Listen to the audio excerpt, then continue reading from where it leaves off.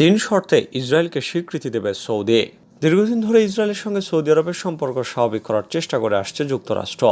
এই লক্ষ্যে সৌদি এবং আমেরিকা একটি চুক্তির প্রায় শেষ পর্যায়ে রয়েছে বলেও শোনা যাচ্ছে। এমন পরিস্থিতিতে তেল আবিবকে স্বীকৃতি দেওয়ার ক্ষেত্রে তিনটি শর্ত দিয়েছে রিয়াদ। নিউ ইয়র্ক টাইমসে প্রকাশিত এক উপসম্পাদকীয়তে এমনটাই দাবি করেছেন মার্কিন লেখক টমাস ফ্রিডম্যান লিখেছেন, দুই দেশের চুক্তিতে কিছু শর্ত সাপেক্ষে সৌদি আরব ও ইসরায়েলের মধ্যে কূটনৈতিক সম্পর্ক স্বাভাবিকরণের বিষয় রয়েছে। রিয়াদের শর্ত মানলেই এমনটা হবে।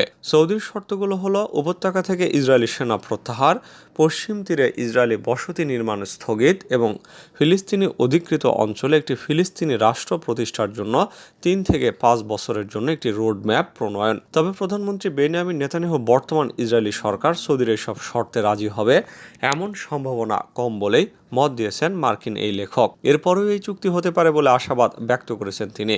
এই ক্ষেত্রে শর্ত থাকবে, যে মুহূর্তে সৌদি মার্কিন শর্তগুলো ইসরায়েল সরকার মেনে নেবে তখনই তেল আবিবকে স্বীকৃতি দেবে রিয়াদ। ফিলিস্তিনি স্বার্থ দেখার পাশাপাশি নিজেদের স্বার্থের বিষয়টিও খেয়াল রাখছে সৌদি রাজপরিবার। ইসরায়েলের সঙ্গে সম্পর্ক স্বাভাবিক করার বিনিময়ে যুক্তরাষ্ট্রের কাছ থেকে নিরাপত্তা নিশ্চয়তার বিষয়টি আদায় করে নেবে মধ্যপ্রাচ্যের সুন্নি প্রধান দেশটি। বহু বছর ধরেই মধ্যপ্রাচ্যের আরব দেশগুলোর সঙ্গে ইসরায়েলের সম্পর্ক ঠিকঠাক করে দেওয়ার চেষ্টা করছে আমেরিকা।